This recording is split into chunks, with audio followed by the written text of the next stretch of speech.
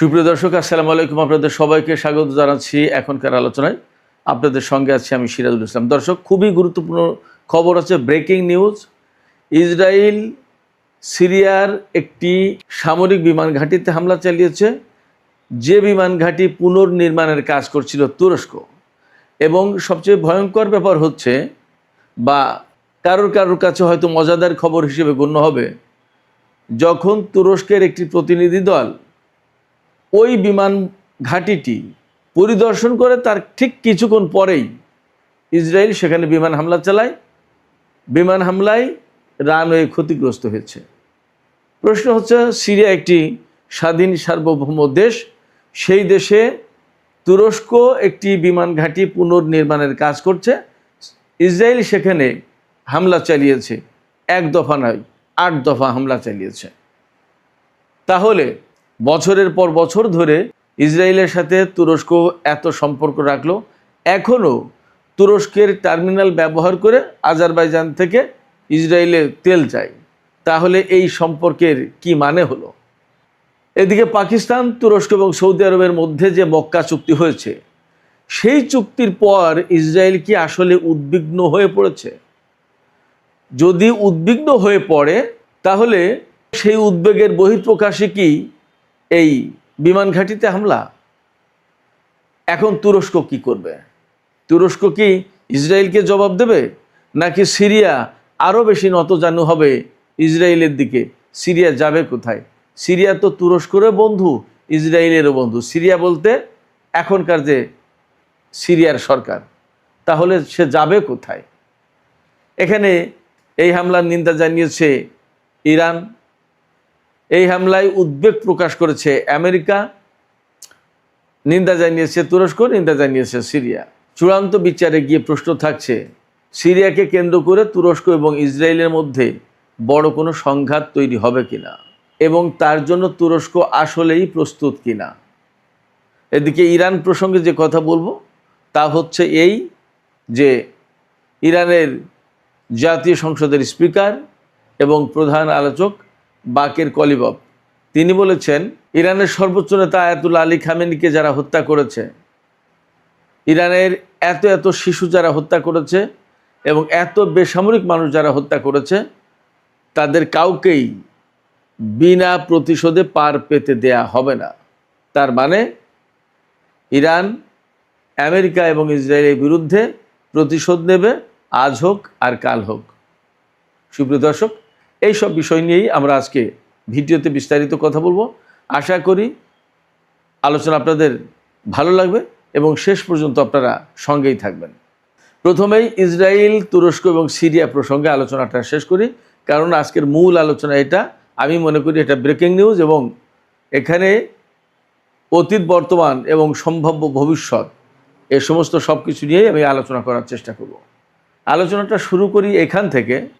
সিরিয়ার বর্তমান যে সরকার, আল সারা সরকার যেটা, বা জোলানির সরকার, এই আল সারা বা জোলানির সরকার, তারা তুরস্কের সাথেও বন্ধুত্ব রাখে, ইসরায়েলের সাথেও বন্ধুত্ব রাখে, বরং বন্ধুত্ব রাখে না ইরানের সাথে, বন্ধুত্ব রাখে না লেবাননের একটা প্রতিরোধকামী সংগঠন আছে, আপনারা সবাই তার নাম জানেন, তাদের সাথে।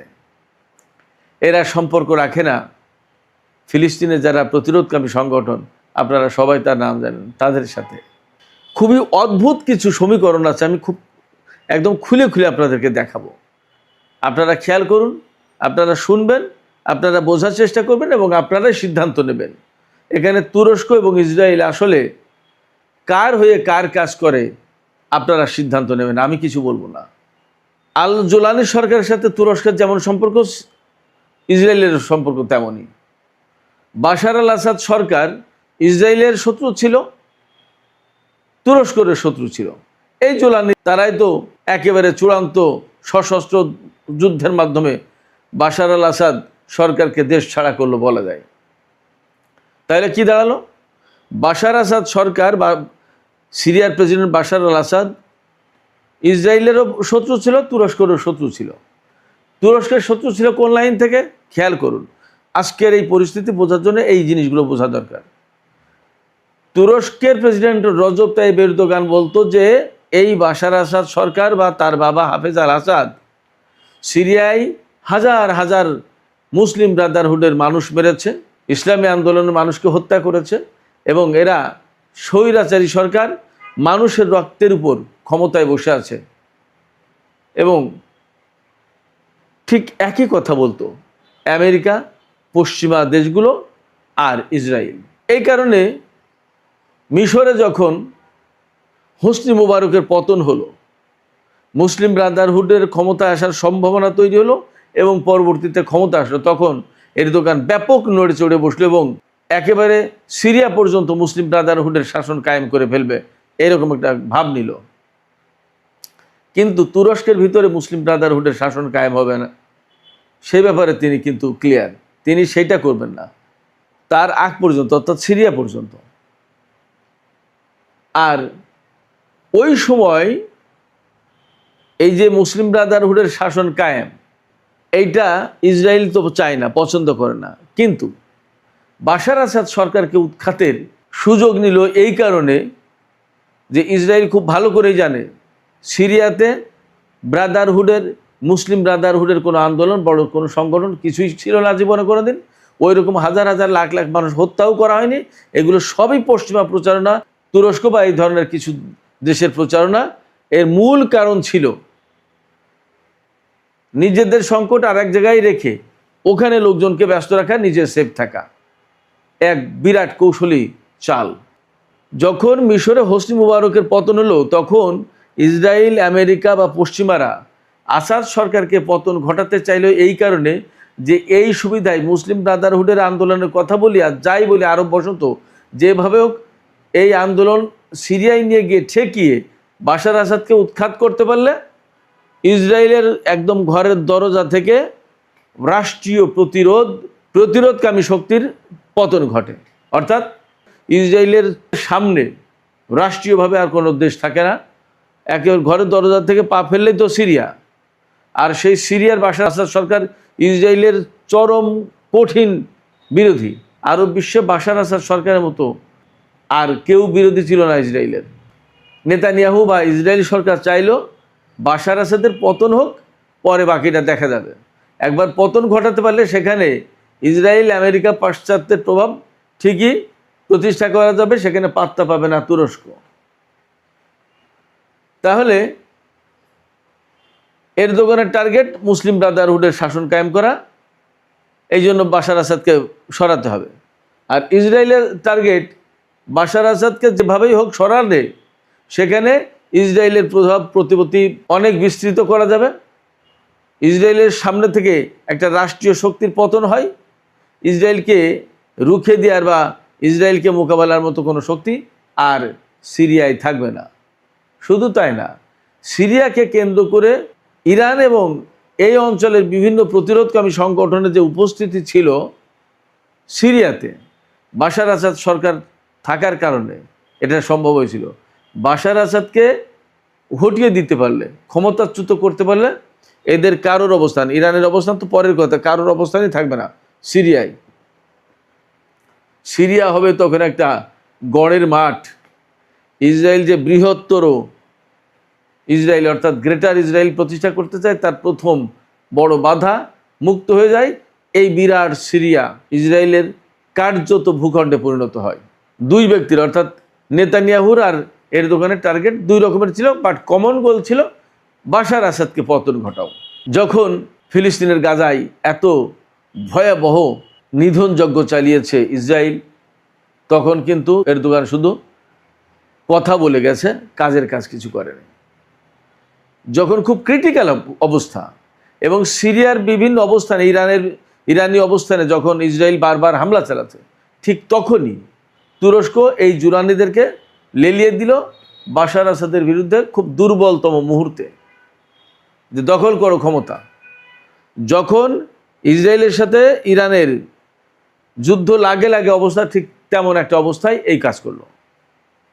এবং তখন রাশিয়া বাশার আসাদকে সরিয়ে নিয়ে গেল, বাশার আসাদ রাশিয়াতে চলে গেল, ইরান তার অবস্থান ছেড়ে চলে আসলো এবং একদম ফাঁকা ময়দানে ইসরায়েল গোল দিতে থাকলো। সিরিয়ার সমস্ত সামরিক অবকাঠামো, বিমান ঘাঁটি, ক্ষেপণাস্ত্র ডিপো, গোলাবারুদের ডিপো, যত যত যা কিছু ছিল সব ধ্বংস করে দিল। বিমান ঘাঁটি তো একদম সব ধ্বংস। ইসরায়েলের বিমান বাহিনী বেশ ভালো শক্তিশালী ছিল, ধ্বংস করে দিল। তারপরে তাদের ট্যাঙ্ক বাহিনী ব্যাপক শক্তিশালী, একদম সব ধ্বংস করে দিয়েছে। এখন সিরিয়ায় যে জোলানি সরকার, তাদেরকে একদম ফকির মিসকিন বানিয়ে দিয়েছে সামরিক সক্ষমতার দিক দিয়ে, সামরিক শক্তির দিক দিয়ে। এইগুলো যখন করেছে তখন কিন্তু তুরস্ক একদম কিছুই বলেনি ইসরায়েলকে। ইসরায়েলকে বলেনি এই নেতানিয়াহু বা এই ভাই তোমরা এই করো কি। মাত্র একটি সরকারের পতন হলো এবং নতুন এরা সরকারে এসেছে, ক্ষমতা এসেছে, তোমরা তাদের সমস্ত সব কিছু ধ্বংস করে দিচ্ছ কেন? সেখানে আমি ব্যক্তিগতভাবে মনে করি এরদোগানের একটা বিশেষ টার্গেট ছিল, সিরিয়ার সমস্ত সামরিক সমস্ত সব কিছু ধ্বংস হয়ে গেলে ওই জায়গায় বিপুল পরিমাণের সামরিক সরঞ্জাম বিক্রি করতে পারবে, তুরস্ক একটা ব্যবসা করবে। আমেরিকার যেমন বিভিন্ন জায়গায় এরকম টার্গেট থাকে যে ওখানে যুদ্ধ হলে আমরা এই পরিমাণে অস্ত্র বিক্রি করতে পারবো, তুরস্কের সিরিয়া কেন্দ্রিক এই টার্গেট ছিল। অতএব ইসরায়েল যে সমস্ত ধ্বংসযজ্ঞ চালিয়েছে কোনো কিছু বলেনি এর বিরুদ্ধে। অবশ্য তুরস্ক কিছু বললেও ইসরায়েল যে শুনতো এমন কোনো সম্ভাবনা নেই। যাই হোক, মধ্যপ্রাচ্যের চলমান পরিস্থিতি এবং গাজার ক্রাইসিস একদম চরমতম পর্যায়ে যাওয়ার পর ইসরায়েলের সাথে তুরস্কের বাণিজ্য সম্পর্ক সম্ভবত অনেকটাই কাট আপ হয়েছে, তবে কিছু কিছু সম্পর্ক এখনও আছে বলে মনে করা হয়। বিশেষ করে আজারবাইজান থেকে তুরস্কের মাধ্যমে ইসরায়েলে যে তেল যায় সে তেল এখনও যায় বলেই জানা যাচ্ছে। বিভিন্ন তথ্য উপাত্ত থেকে জানা যায় আজারবাইজান থেকে প্রতিদিন ইসরায়েলে 94,000 ব্যারেল অপরিশোধিত তেল যায়। 2024 সালের পর অর্থাৎ 25 সালে ইসরায়েলের যে পরিমাণে তেল গেছে সেটা আগের বছরের চেয়ে 31% বেশি এবং 2022 সালের পর এটা ছিল সর্বোচ্চ। এছাড়া ইসরায়েল এবং তুরস্কের মধ্যে যে পরিমাণে বাণিজ্য ছিল, বছরে প্রায় $700 কোটি বাণিজ্য ছিল। বিপুল পরিমাণে জিনিস তুরস্ক থেকে ইসরায়েলে যেত, আবার ইসরায়েল থেকে তুরস্কে আসতো। অবশ্যই তুরস্ক ইসরায়েলে বেশি পাঠাতো আর ইসরায়েল থেকে কম নিত। 2023 সালের হিসাব অনুযায়ী তুরস্ক থেকে ইসরায়েলে $530 কোটি পণ্য গেছে। ইসরায়েল থেকে তুরস্ক গেছে $150 কোটি পণ্য। তুরস্ক থেকে ইসরায়েলে ইস্পাত, আয়রন, সিমেন্ট, জিপসিয়াম, কাপড় চোপড়, তৈরি পোশাক, এরকম বিভিন্ন প্লাস্টিকজাত পণ্য, বিভিন্ন রকমের দ্রব্যাদি যায়। এর ভিতরে তুরস্ক থেকে ইসরায়েলে বিপুল পরিমাণে জিপসাম যায়। ইসরায়েলে যে জিপসাম প্রয়োজন তার অর্ধেক প্রায় তুরস্ক থেকে যায়। সম্পর্ক 2023, 24, 25 সালেও ছিল, এখন অনেকটা কমেছে। বাট তুরস্কের রজব তাইয়িপ এরদোগান যখন প্রেসিডেন্ট, প্রধানমন্ত্রী, তখন ইসরায়েলের সাথে এইভাবে সম্পর্ক ছিল। সেই ইসরায়েলের সাথে এখন কিছুটা টানাপোড়েন তৈরি হয়েছে, আর এই মক্কা চুক্তির পর আরও বেশি টানাপোড়েন তৈরি হয়েছে মনে হচ্ছে।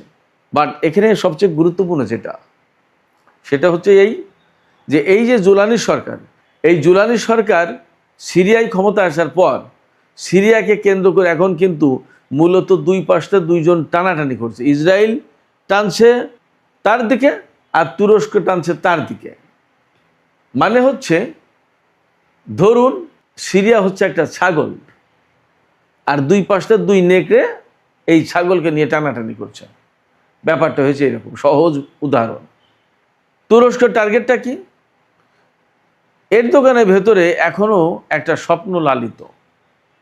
ওই যে উসমানীয় সাম্রাজ্য শেষ হয়েছিল, সেই উসমানীয় খেলাফত, উসমানীয় সাম্রাজ্য সে ফেরাবে এবং এরদোগান হবে তার অধিপতি, রাজা, খলিফা, যাই বলেন। আর ইসরায়েলের টার্গেট হচ্ছে সিরিয়াকে যখনই সে নিজের কবজায় নিতে পারবে তখন তার সামনে বিরাট দরজা খুলে যাবে। ইসরায়েল তো ছোট্ট একটা ভূখণ্ড, সিরিয়াকে যখন সে কবজায় নিতে পারবে তখন একেবারে গড়ের মাঠ, তার কোনো ঝামেলা থাকবে না, তার সামনে কোনো বাধা থাকবে না। সে যখন খুশি তখন সে সিরিয়ার উপর দিয়ে বিমান চালিয়ে ইরাকে হামলা চালাবে, ইরানে হামলা চালাবে, যা খুশি তাই করবে। টার্গেটটাই, অর্থাৎ সিরিয়াকে ইসরায়েলের পক্ষে নিতে পারলে গ্রেটার ইসরায়েল এবং নিউ মিডল ইস্ট প্ল্যান যেটা, সেটা বাস্তবায়নের জন্য তার পথ সহজ হয়ে যায়। এই জায়গায় একটা দ্বন্দ্ব হচ্ছে যে তুর্কি খেলাফত প্রতিষ্ঠা করবে, তার জন্য সিরিয়ার দরকার এরদোগানের, আর গ্রেটার মিডল ইস্ট প্রতিষ্ঠা করবে বা গ্রেটার ইসরায়েল প্রতিষ্ঠা করবে, তার জন্য সিরিয়াকে দরকার ইসরায়েলের। এই জায়গায় বলির পাঠা হচ্ছে সিরিয়া, টানাটানি এই কারণে। বাশার আসাদকে ক্ষমতা থেকে সরানোর লাভ কি এরদোগানের, সেটা নিশ্চয় আপনাদের কাছে ক্লিয়ার হয়েছে। আর বাশার আসাদকে সিরিয়া থেকে সরালে লাভ কি ইসরায়েলের, সেটাও আমি আশা করি আপনাদেরকে ক্লিয়ার করতে পেরেছি। এইরকম একটা টার্গেট থেকে দুই পক্ষ বাশার আসাদকে কমন এনিমি, অভিন্ন শত্রু হিসেবে গণ্য করে তাকে ক্ষমতা থেকে সরিয়ে দিয়েছে। দিলে এখন তারা এই সিরিয়ায় প্রভাব প্রতিপত্তি বিস্তারের চেষ্টা করছে, যে এখানে আমি থাকবো, এরদোগান ভাবছে আমি থাকবো, আরও পাশে নেতানিয়াহু ভাবছে যে আমি থাকবো। এই দুইজনের দ্বন্দ্ব, এই দ্বন্দ্বকে কেন্দ্র করে সংকট বেশ ঘনীভূত হতে পারে এবং ইসরায়েল তুরস্ককে তোয়াক্কাই করবে না, তুরস্ককে তোয়াক্কাই করবে না এবং করেননি। আজকেই তো যখন তুরস্কের প্রতিনিধি দল ওই বিমান ঘাঁটি পরিদর্শন করেছে, জাস্ট তার কিছুক্ষণ পরেই সেখানে হামলা চালিয়েছে। এবং চমৎকার তথ্য হচ্ছে যে এই হামলা যখন চালিয়েছে সেখানে তুরস্কের সামরিক বাহিনীর কিছু গাড়ি ছিল, সেখানে ওই অবস্থায় হামলা করছে। ইসরায়েল তুরস্ককে গোনার ভিতরেই ধরবে না, আমি আপনাদেরকে এইটুকু বলি। হয়তো কেউ কেউ ভিন্নভাবে দেখতে পারেন আমার এই বক্তব্য, কিন্তু বাস্তবতা এটাই। সেক্ষেত্রে এই তুরস্ক পাকিস্তান এবং সৌদি আরবের সাথে জোট করেছে এবং আরও দেশকে কাছে টানতে চায়। হয়তো আলটিমেটলি সেই জোট এক সময় যদি টার্গেটে পৌঁছাতে পারে, তাহলে ইসরায়েল বিরোধী একটা জোট হলেও হতে পারে। পাকিস্তান কিন্তু সেই মনোভাব নিয়েই আছে। সৌদি আরব কি করবে সেটা প্রশ্ন, দেখা যাক পরিস্থিতি কি দাঁড়ায়। যদি এটা ইসরায়েল বিরোধী জোট হয়, তাহলে ইরান প্রকাশ্যে হোক অপ্রকাশ্যে হোক এই জোটে থাকবে। দেখা যাক কোন কৌশলে তারা কোথায় হাঁটে। তবে এটা ঠিক যে সিরিয়ায় বাশার আসাদ সরকার যদি এখন থাকতো, তাহলে এই পরিস্থিতি এতটা মারাত্মক হতে পারতো না। যে সেন্সিটিভ অবস্থা দীর্ঘদিন ধরে চলেছে, সিরিয়ায় যে দুর্বলতার কারণে ইসরায়েল প্রায় সময় হামলা চালিয়েছে, এই অবস্থা তৈরি করার পেছনেও এরদোগানের হাত রয়েছে। ওই যে বলেছি, মিশরে হোসনি মুবারকের পতনের পর আরব বসন্তের আন্দোলন ঠেলে আনা হলো সিরিয়ায় এবং সিরিয়ার বাশার আসাদ সরকারকে ক্ষমতাচ্যুত করার টার্গেট নিল। আমেরিকা সেখানে কাজ করলো, তুরস্ক তাতে ব্যাপকভাবে সহযোগিতা করলো। তুরস্ক সেখানে চাইলো হায়াতে তাহরির আর শাম, আজকে যে জুলানির গোষ্ঠীর গ্রুপ যারা, তারা ক্ষমতায় আসুক, আর ইসরায়েল চেয়েছিল দায়েশকে ক্ষমতায় আনতে। সেখানে নানান কাহিনী ঘটেছে, আপনারা সবাই কম বেশি জানেন। তারপরে তো আজকের এই পরিস্থিতি। এখন সিরিয়া নিয়ে যা ঘটছে, আমার কাছে মনে হয় সিরিয়াটা হবে তুরস্ক এবং ইসরায়েলের রাজনৈতিক এবং হয়তোবা ক্ষেত্র বিশেষে সামরিক প্রতিদ্বন্দ্বিতার ব্যাটেলফিল্ড, আর সিরিয়ার সাধারণ জনগণ হয়তোবা তার বলির পাঠা হবে। আমরা অপেক্ষা করি আসলে মক্কা চুক্তি, পাকিস্তান, তুরস্ক, সৌদি আরবের চুক্তি কিভাবে কতদূর কি হয় আমরা দেখি। সিরিয়ায় যে হামলাটা হয়েছে সেটা তুরস্কের অবস্থানেই হামলা কার্যত। আমরা দেখতে থাকবো যে তুরস্ক আসলে এর বিরুদ্ধে কতদূর কি করে, তার থেকে বোঝা যাবে যে আসলে তারা কতদূর কি করতে চায় বা কি করতে পারবে। সুপ্রিয় দর্শক, এবার ইরানের জাতীয় সংসদের স্পিকার বাকের কলিবাফের একটি বক্তব্য, সেই বক্তব্যটা দিয়ে মূলত আজকের আলোচনা আমি শেষ করতে চাই।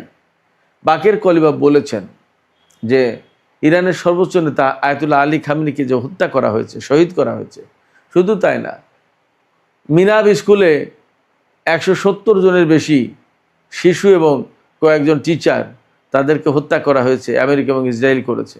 এবং ইরানের ভেতরে আরও বহু সংখ্যক কয়েক হাজার বেসামরিক নাগরিককে হত্যা করা হয়েছে। এর কোনো হত্যা, এদের কারোর রক্ত বিনা শাস্তিতে বৃথা যেতে দেওয়া হবে না, অর্থাৎ বিনা প্রতিশোধে এদের রক্ত মুছে যাবে না।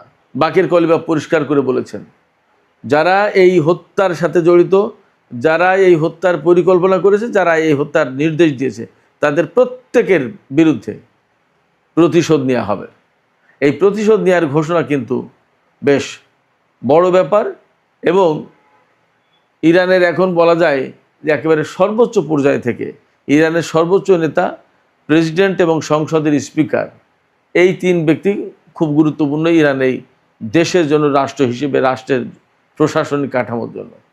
সেই জায়গায় একটি সাংবিধানিক উচ্চ পর্যায় থেকে বাকের কলিবফ এই কথা বলছেন, এই অঙ্গীকার ব্যক্ত করছেন যে যারা এই হত্যা ঘটিয়েছে, যারা এর নির্দেশ দিয়েছে এবং যারা বাস্তবায়ন করেছে, যারা পরিকল্পনা করেছে, তারা কেউ বিনা বিচারে বা বিনা শাস্তিতে পার পাবে না, এদের বিরুদ্ধে প্রতিশোধ নেওয়া হবে। দেখা যাক, আমরা দেখতে থাকি কি হয়। তবে মধ্যপ্রাচ্যের পরিস্থিতি যে ধারণা করা হচ্ছিল আমেরিকা এবং ইরানের যুদ্ধ থামলে হয়তোবা অনেকটা সুস্থির হতো, স্থিতিশীল হতো, ব্যাপারটা মনে হয় সেই রকম হবে না।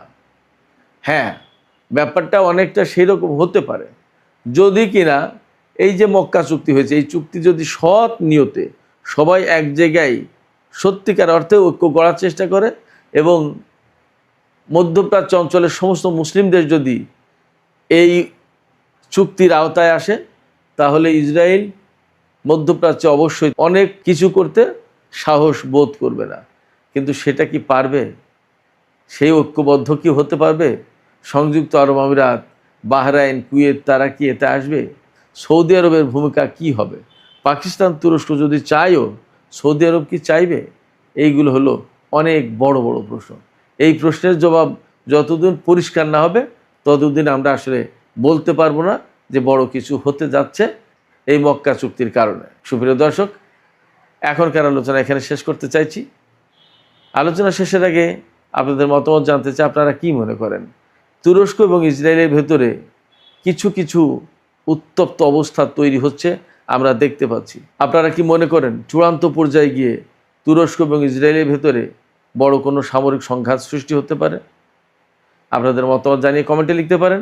আর ভিডিও ভালো লাগলে লাইক, কমেন্ট, শেয়ার করবেন এবং চ্যানেলটি সাবস্ক্রাইব করে সাথেই থাকবেন।